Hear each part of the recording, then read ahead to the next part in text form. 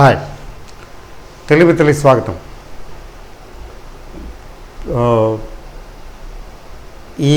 ఈరోజు అంటే రేపు సెలవు కదా, అందువల్ల ఏంటంటే వీక్లీ సెటిల్మెంట్ ఈరోజే క్లోజ్ అయింది. సో ఈరోజు క్లోజ్ అయిన వీక్లీ సెటిల్మెంట్లో అర్థమైంది ఏంటంటే కొంచెం slightly market is slightly down. ముఖ్యంగా నిఫ్టీ కొంచెం డౌన్గా ఉంది. That was mainly because of bank Nifty కొంచెం తగ్గింది. నిన్నే అనుకున్నాం కదా, బ్యాంక్ నిఫ్టీ వీక్గా ఉంది, నిఫ్టీ స్ట్రాంగ్గా ఉందని. అందువల్ల ఏంటంటే నిఫ్టీ పెద్దగా తగ్గలేదు, కానీ బ్యాంక్ నిఫ్టీ తగ్గింది. అంటే టెక్నికల్స్ ఏం చెప్తున్నాయో అవే మనం డిస్కస్ చేసుకున్నాం. ఇందులో మన గొప్పతనం ఏమి లేదనుకోండి. కాబట్టి స్లైట్లీ డౌన్, పెద్దగా ఏం పడినవలేదు, మార్కెట్ని నడుపుతున్నారు. సుమారుగా ఏంటంటే ఇప్పటికీ కూడా మార్కెట్ స్ట్రాంగ్గానే ఉంది. 15,000 గురించి మాట్లాడేవాళ్ళం ఇంతకుముందు, ఇప్పుడు 16,000 గురించి మాట్లాడుకుంటున్నాం. 16,600, 16,550 రేంజ్లో ఉంది. అయితే రేపు సెలవు, మొహరం. మరి నెక్స్ట్ ఏంటంటే మార్కెట్లో ఫైనాన్షియల్స్లో కొంచెం స్ట్రెంగ్త్ తగ్గింది. ఒక హెచ్డిఎఫ్సి బ్యాంక్ తప్ప. హెచ్డిఎఫ్సి బ్యాంక్ ఏంటంటే ఆ క్రెడిట్ కార్డు ఇష్యూ ఉంది కదా ఆర్బీఐ తరపు నుంచి, అది ఎలాగో క్లియర్ అయింది, ఓకే చేసేసింది, ఆర్బీఐ క్లియరెన్స్ ఇచ్చేసింది. కాబట్టి హెచ్డిఎఫ్సి బ్యాంకు పడలేదు, కొద్దిగా కొంచెం ప్లస్ సైడే ఉంది. బట్ మిగతా బ్యాంక్స్ మాత్రం డుమా.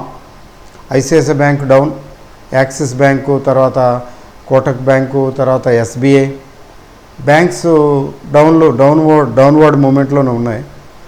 అందువల్ల ఏంటంటే ఓవరాల్గా బ్యాంక్ నిఫ్టీ కొంచెం గట్టిగానే తగ్గింది. But be careful. ముఖ్యంగా ట్రేడింగ్ చేసే వాళ్ళకి నేను చెప్పేది ఏంటంటే, still you cannot say that bank Nifty is down and out. It is down only, is not out. Any time it may give a surprise shock, గబుక్కుని పైకి రావచ్చు. కాబట్టి ఇక నుంచి ఇంకా పడిపోతుందని అనుకోవద్దు. ఇంకా పడితే పడవచ్చు, ఇంకొక రోజు 2 రోజులు 35,000 వరకు వెళ్ళొచ్చు, 35,100 ఆ రేంజ్కి వెళ్ళొచ్చు. It doesn't mean that it is all together week. అలాగే దించి తగ్గించి సడన్గా పెంచేస్తారు. ఇప్పుడు మార్కెట్లో ఏం జరుగుతున్నదంటే ఇది జరుగుతున్నది. అందుకోసం ఈ వీడియో. ఇన్వెస్టర్ ట్రాప్ ఏంటండి? ఇన్వెస్టర్ ట్రాప్ అంటే స్మాల్ ఇన్వెస్టర్ ట్రాప్ అని చెప్పాలి క్లియర్గా. స్మాల్ ఇన్వెస్టర్ ట్రాప్ ఏంటంటే, నిఫ్టీ ఇండెక్స్ పెరుగుతున్నది, అట్లీస్ట్ మెయింటైన్ అవుతున్నది. ఈరోజు కూడా పెరగలేదు కదండి, అంటే 30-40 పాయింట్లు నథింగ్. 16,000 దగ్గర ఉన్నటువంటి ఇండెక్స్కి 40 పాయింట్లు తగ్గితే ఒక లెక్క. కాబట్టి అందులో వీక్లీ సెటిల్మెంటు, ప్రాఫిట్ బుకింగ్లు అవి ఇవి రకరకాలుగా వస్తాయి. ఈరోజు అన్నట్టు 500 కోట్లకు పైగా నిన్న కూడా కొద్దిగా అమ్మారు ఎఫ్ఐఐస్. జోక్ ఏంటంటే డిఐఎస్ కూడా అమ్మారు ఈరోజు 700 కోట్లకు పైచులకు. ఇద్దరు అమ్మారు. బట్ ఇద్దరు అమ్మారు కానీ మార్కెట్ అంతగా తగ్గల. దానికి రీజను ఏంటంటే అదర్స్ కొన్నారు. అదర్స్లో ఎవరుంటారు? మెయిన్గా small investors like you and me. Blackmail cinema అనుకుంటాను, ధర్మేంద్ర గారి అది కిషోర్ కుమార్ గారి పాట ఉంటుంది. జల్ నేమే క్యా మజా హై, పర్వానే జాన్తే హై. అది చాలా మంచి హిట్ సాంగ్ లేండి. పల్ పల్ దిల్ కే పాస్ మై रहता हूँ అని ఉంటుంది. చాలా మంచి పాట కిషోర్ కుమార్. జల్నే మే క్యా మజా హై, పర్వానే జాన్తే హై. అంటే మాడి మసైపోవటంలో ఏం మజా వస్తుంది, ఏ ఆనందం వస్తుంది అనేది దీప పురుగులు, అంటే మిడత పురుగులు ఉంటాయి కదా, దీపానికి వెళ్ళి టక్ మంటాయి, కాలిపోతాయి.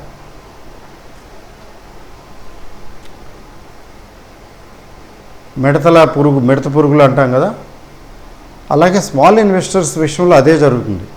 ఎందుకు అలా జరుగుతుందంటే దీని గురించి ఎక్కువ డీటెయిల్గా ఇప్పుడు నేను చెప్పను అనుకోండి, జనరల్గా మార్కెట్ గురించి మాట్లాడతాను. రేపు కానీ ఎల్లుండి కానీ ఒక వీడియో పెడతాను ఖచ్చితంగా. ఆ వీడియో ఖచ్చితంగా చూడండి మీరు, రేపు కానీ ఎల్లుండి కానీ కొంచెం కాంప్రహెన్సివ్గా చెప్తాను. అయితే ప్రస్తుతం ఏమిటి జరుగుతున్నదంటే, డిఐఎస్ ఎఫ్ఐఐస్ అమ్మినా కానీ మార్కెట్ పెద్దగా పడలా, 40 పాయింట్లు నథింగ్. పర్సంటేజ్ వైజ్ తీసుకుంటే 16,600 చిల్లర ఉన్న మార్కెట్కి 40 పాయింట్లు ఒక లెక్క. మనం ఆల్రెడీ ఎప్పుడో నాస్డాక్ని వెనక్కి నెట్టేసాం, అది ఇప్పటికీ 14,000 దగ్గరే ఉంది. డాక్స్ జర్మనీ 15,000 చిల్లర, అది 16,000కి దగ్గరలో ఉంది. 16,000 కూడా క్రాస్ అవ్వలేదు, మనం 16,000 దాటి వెళ్ళిపోయాం. నిన్నటి వరకు అయితే తైవాన్ కూడా క్రాస్ చేసాం. కాకపోతే ఈరోజు తైవాన్ పెరిగింది, మన తగ్గింది కాబట్టి క్యూములేటివ్ ఎఫెక్ట్ 200 పాయింట్స్. దానివల్ల ఏంటంటే తైవాన్ కంటే కొంచెం అనుకున్నాం, వెరీ సూన్ తైవాన్ కూడా కొట్టిపారేసి ముందుకెళ్ళిపోతాం. అదేం గొప్ప. అయితే లాస్ట్ 20 డేస్ నుంచి ఏం జరుగుతున్నదంటే, 1 మంత్ నుంచి నిఫ్టీ ఇండెక్స్ వైజ్ అయితే పెరుగుతున్నది. Small cap, mid cap bleeding. నాకు బాధ ఏంటంటే ఓపెన్ చేసి చూడాలంటే బాధగా ఉంది. రోజు నెగిటివ్స్ చూపిస్తున్నది పోర్ట్ఫోలియో. ఈరోజు 8,000 తగ్గింది అంటే ఈరోజు 8,000 లాసు, ఈరోజు 8,000 లాసు. ఈ ప్రాఫిట్స్ అన్నీ కరిగిపోతున్నాయి. ప్రాఫిట్స్ భయంకరంగా చూపించి ప్రాఫిట్స్ తగ్గిపోతున్నాయి. నిఫ్టీ చూస్తే మేడిపండు చూడ మేలిమై ఉండు అన్నట్టే ఉంది. That is called investor trap. అంటే ఏంటంటే మార్కెట్ సజావుగానే బాగానే ఉంటుంది, కానీ స్మాల్ క్యాప్, మిడ్ క్యాప్ వెళ్ళిపోతున్నాయి. బ్రాడ్ బేస్డ్ మార్కెట్ ఈరోజు కూడా చూస్తే ప్రతి 2 షేర్లకి 1 షేరే పెరిగింది. 1 షేర్ పెరిగితే 1:2 రేషియోలో 1 షేర్ పెరిగితే 2 షేర్లు తగ్గాయి, డబుల్. అంటే దీని అర్థం ఏంటి? సెల్లింగ్ ఉంది. There is no buying particularly in small cap and mid cap. But ఏంటండి మేకపోతు గాంభీర్యం? నిఫ్టీ అయితే ఏం తగ్గటం లేదే, మెయింటైన్ చేస్తున్నారు. ఈరోజైతే మోకలేసి లాగారు, కష్టపడి రిలయన్స్ పడకుండా చూశారు, హెచ్డిఎఫ్సి బ్యాంక్ పడకుండా చూశారు. ఇన్స్పైట్ ఆఫ్ దట్ కొంచెం ఈలోగా చక్కగా ఎఫ్ఐఎస్, డిఐఎస్ కొద్దిగా అమ్ముకున్నారు. బట్ ఎవరు కొన్నారు? ఇన్ బిట్వీన్ స్మాల్ ఇన్వెస్టర్స్ కొని ఉంటారు, లేకపోతే 100 పాయింట్లు పైగా తగ్గాల్సింది, కనీసం 1% తగ్గాల్సింది, తగ్గలేదు. అలా మెయింటైన్ చేశారు. అంతేకాదు రానున్న కాలంలో కూడా take my word, take my experience, రానున్న కాలంలో కూడా మార్కెట్ని పడకుండా జాగ్రత్తగా మెయింటైన్ చేస్తారు. మీకు 16,000కు దిగి మార్కెట్ రాదు, ఇప్పట్లో రాదు, ఇమీడియట్గా. మరి రాకపోతే బాగానే ఉంటుంది కదా అంటే బాగానే ఉంటుంది. మేడిపండు చూడ మేలిమై ఉండును. మిడ్ క్యాప్స్, స్మాల్ క్యాప్స్ పడిపోవటం లేదండి. ఏంటి బాగుంటుంది? మిడ్ క్యాప్స్, స్మాల్ క్యాప్స్ అలా భయంకరంగా పడిపోతుంటాయి. అంటే this is a trap, this is not acceptable. కాబట్టి ఇప్పుడు మార్కెట్ పెరిగినా కూడా మార్కెట్ని don't be carried away by, don't take anything for granted. ఈ మార్కెట్లో బయింగ్లు అడ్వైజబుల్ కానే కాదు. అఫ్కోర్స్ రేపే మార్కెట్ సెలవు అనుకోండి, మళ్ళీ ఫ్రైడే. కాబట్టి నేను అనుకున్నాను ఇది కొందామని, బాగా పెరిగిపోయింది, ఇప్పుడు తగ్గింది, బాగానే ఉంది, 10% తగ్గింది, 15% తగ్గింది, 5% తగ్గింది, నేను ఇప్పుడు కొనుక్కుంటానని కొనుక్కుంటూ ఉంటారు. ఇప్పుడు కొనుక్కున్న వాళ్ళు ఏదో మా చిన్నతనంలో పరిగేరుకోవటం అనే పదం ఉంది. అంటే వరిచేలోకి వెళ్ళి కోత కోసేసిన తర్వాత అక్కడక్కడ కంకిలు రాలిపోతాయి కదా, వరిచేలో వెళ్ళి కంకిలు ఏరుకునేవాళ్ళం, పరిగేరుకోవడానికి వెళ్ళాడరా అనేవాళ్ళు.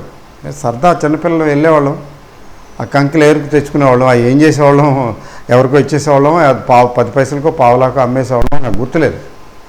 ఏదో పరిగేరుకున్నట్టు అసలు హార్వెస్ట్ అయిపోయింది, కోత కోసేసుకున్నారు, శుభ్రంగా పట్టుకెళ్ళిపోయారు. కోత కోసేటప్పుడు అక్కడక్కడ రాలుతాయి కదా కంకులు, అక్కడక్కడ మిగులుతాయి. పరిగేరుకున్నట్టు ఏరుకుంటారు వీళ్ళు. పరిగేరుకున్న వాళ్ళకి ఏమి డబ్బులు రావు, నథింగ్. ఇప్పుడు బయింగ్ పరిగేరుకోవటం లాంటిది. సో సింపుల్ 1 వర్డ్స్ స్టేట్మెంట్ ఏంటంటే, 1 వర్డ్ మెసేజ్ ఏంటంటే, don't by. Don't by anything అంటే మీరు పురుషులందు పుణ్య పురుషులే వేరేయా అంటారు కదా, అలాగే మీరు పర్టికులర్ స్టాక్ని సెలెక్ట్ చేసుకోవటం కష్టం. 90%కి వీలు పడదు అది. అందులో ఉన్నవాళ్ళు స్పెషలిస్టులు మాత్రమే చేయగలరు ఆ పని. కాబట్టి స్పెషలిస్టులకి వదిలేయండి. మీరు అలా సెలెక్ట్ చేసుకోలేరు కాబట్టి సెలెక్టివ్ బయింగ్ కూడా వద్దు ప్రస్తుతానికి. డోంట్ బై ఎనీథింగ్ బిలో 16,000 అయితేనే ఆలోచించేది. అండ్ అబౌవ్ 16,000 అమ్మటమే ఏమైనా ఉంటే. మొత్తం అమ్మేసి కూర్చోమని నేను చెప్పను. ఎందుకని చెప్పనంటున్నానంటే ఇంకో ఫేజ్ ఉంది. ఇప్పుడు ఈ ఫేజ్లో ప్రాఫిట్ బుకింగ్ వస్తున్నది కదా, స్మాల్ క్యాప్స్ మిడ్ క్యాప్స్ వెళ్తూ ప్రాఫిట్ బుకింగ్ వస్తూ క్వాలిటీ స్టాక్స్ మెయింటైన్ అవుతాయి. మిగతావి అడ్రస్ లేకుండా వెళ్ళిపోతాయి, అంటే తగ్గుతాయి. మళ్ళీ ఇంకొక ఫేజ్ వస్తుంది. ఫేజ్లో ఫ్రెంజీగా మళ్ళీ తిరిగి కొంట పెడతారు. అప్పుడు ఏం చేయాలంటే మనం తెలివిగా అప్పుడు అమ్ముకోవాలి మిగిలినవి. కాబట్టి మొత్తం అమ్ముకోమని నేను చెప్పను. 16,000 దాటింది కాబట్టి కొద్దిగా ప్రాఫిట్ బుకింగే చేసుకోండి. అమ్మటానికి ప్రయత్నించండి, కొనటం గురించి ఎక్కువ ఆలోచించకండి. మరి ఐటీ స్టాక్స్ చాలా బాగున్నాయి కదండి అంటే ఎస్, బట్ మార్కెట్ పడేటప్పుడు ఐటీ స్టాక్స్ కూడా పడిపోతాయి. అక్కడ మార్కెట్ పడేసేటప్పుడు అండి ఎంచరు, గుణగణాలు ఎంచరు. ఇది ఐటీ స్టాకు ఉంచుదాము, ఇదేమో మెటల్ స్టాకు పర్వాలేదు, ఇది ఎఫ్ఎంసీజీ చూద్దాము, సారీ రియల్ ఎస్టేటు కన్స్ట్రక్షను కొట్టిపారే ఏం ఉండదండి, మొత్తం కొట్టిపారేయండి అంటారు. అసలు పెరిగినవే ఎక్కువ కొడతారు, ఎందుకంటే పెరిగాయి కాబట్టి అందులో ప్రాఫిట్ ఎక్కువ వస్తుంది. ఇప్పటివరకు కొనుక్కున్న వాళ్ళు అప్పుడు అమ్మేస్తారంటే ప్రాఫిట్ బుక్ చేస్తారు. పెరగని వాటిలో ఏం ప్రాఫిట్ వస్తుందండి? ఐటీసీ లాంటి స్టాకులో ప్రాఫిట్ ఏమొస్తుంది చెప్పండి? అది పెరగలేదుగా. ఓఎన్జీసీ లాంటిది ఉంది, ఓఎన్జీసీ కొంచెం పెరిగింది అనుకోండి, అది కూడా పెద్దగా పెరగని స్టాకులో ప్రాఫిట్ ఏమొస్తుంది? రాదు కదా, పెరిగిన దాంట్లోనే వస్తుంది. అందుకని పెరిగిన వాటిని ముందు కొడతారు. కాబట్టి మార్కెట్ పడేటప్పుడు ఇది అదేని ఉండదు. నేను వెరీ లాంగ్ టర్మ్ అండి అంటారు కొంతమంది. సారీ, వారన్ బఫే గారికి ఆ పదజాలం బాగా నచ్చుతుంది. He will really appreciate you. చెప్పాలంటే అది వారన్ బఫే గారి ఫిలాసఫీ కూడా వెరీ లాంగ్ టర్మ్. ఒక స్టాక్ను కొన్నాము అంటే పెర్మనెంట్గా తాళి కట్టిన భార్య కంటే అంతకన్నా ఎక్కువగా ఒక పెర్మనెంట్గా మనం దాంతో ఉన్నట్టే, అంతేగాని ఎప్పుడు అమ్మాలి ఎప్పుడు కొనాలి అని దాని గురించి ఆలోచించొద్దు అంటాడు ఆయన మహానుభావుడు. అయితే ఏంటంటే కాలం మారింది, కొంచెం మనం కూడా మారాలి. ఎందుకంటే ఆయన చెప్పిన ఫిలాసఫీ కరెక్టే, కానీ నేను తప్పట్టను నేనెవరిని, nothing before him, I'm a dwarf before him. But రోజు మార్కెట్ చూసే వాళ్ళకి అది వీలు పడదండి.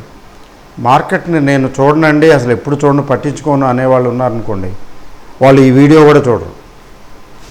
వాళ్ళకి అది సూట్ అవుతుంది. రోజు మార్కెట్ చూసే వాళ్ళకి అదొక వ్యసనం లాగా యూట్యూబ్ వీడియోలు చూడటం, యూట్యూబ్ చూడకుండా నిద్ర పట్టదు. ఆ టైప్ ఉన్న వాళ్ళకి కొంచెం వెసులుబాటు కావాలి, కొంచెం మధ్యలో ప్రాఫిట్ బుకింగ్స్ చేసుకోవాలి. కాబట్టి ఇప్పుడు కొంచెం ప్రాఫిట్స్ బుక్ చేసుకోవాలి. ఆ తర్వాత ఇంకొంచెం తగ్గినట్టు తగ్గి మళ్ళీ పికప్ అవుతాయి.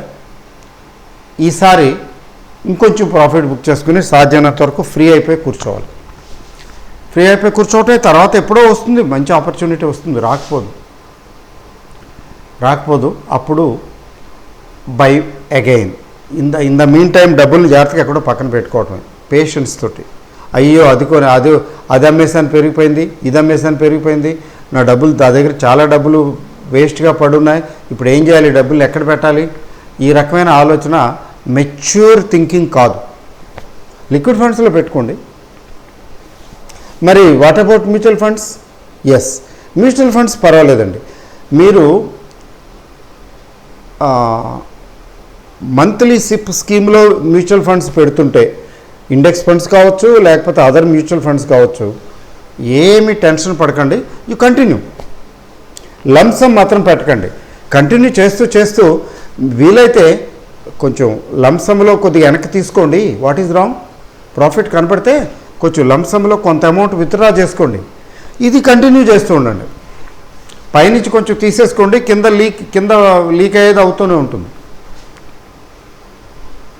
కొంత అమౌంట్ తీసుకోండి. ఈ మంత్లీ ఇన్స్టాల్మెంట్షిప్ స్కీమ్ నడవనే ఉండి ఇలా వెళ్తూనే, ఈ పక్కన ఈ ఇన్వెస్ట్మెంట్ వెళ్తూనే ఉంటుంది, తర్వాత కొంత లంసం పైన తీసుకునే ఉన్నాం, అట్లా ఉంటుంది. ముఖ్యంగా మీకు అర్థమైంది కదా, స్మాల్ క్యాప్లో ఇప్పుడు ఇన్వెస్ట్ చేయకూడదు, స్మాల్ క్యాప్ మ్యూచువల్ ఫండ్లో కూడా చేయకూడదు. మీ మిడ్ క్యాప్ అయితే కొంచెం 50-50, స్మాల్ క్యాప్లో చేయకూడదు. చాలు, దట్స్ ఇట్. ఇంతకన్నా చెప్పాల్సింది ఏం లేదు. బట్ ఒక విషయం గుర్తుపెట్టుకోండి, మార్కెట్స్ ఇంకా తగ్గుతాయి, పడిపోతాయి అన్న ఆలోచనలో ప్రాఫిట్ బుక్ చేయకండి. మార్కెట్లు తగ్గవు, పడిపోవు, నార్మల్గానే ఉంటాయి. కానీ లోపలంతా డొల్లే. అంటే మిడ్ క్యాప్ స్మాల్ క్యాప్లు మాత్రం ఇంకా పడే అవకాశం ఉంది. ఇంకెంత చూస్తాం? నేను ఎప్పటి నుంచో చెప్తున్నాను కదా, నేను చెప్పిన నాటికి ఇప్పటికీ తేడా కనిపించిందా? నేను చెప్పిన నాటికి ఇప్పటికీ తేడా ఉంది. నేను చెప్పినప్పుడు మార్కెట్ చెప్పాలంటే మీ మిడ్ క్యాప్స్ స్మాల్ క్యాప్స్ చాలా బెటర్గా ఉన్నాయి, ఇప్పుడు అంత బెటర్గా లేవు. అది మీ మనస్సాక్షి, మీకు తెలుసు ఆ విషయం. నేను ప్రత్యేకించి రుజువు చేయనక్కర్లేదు.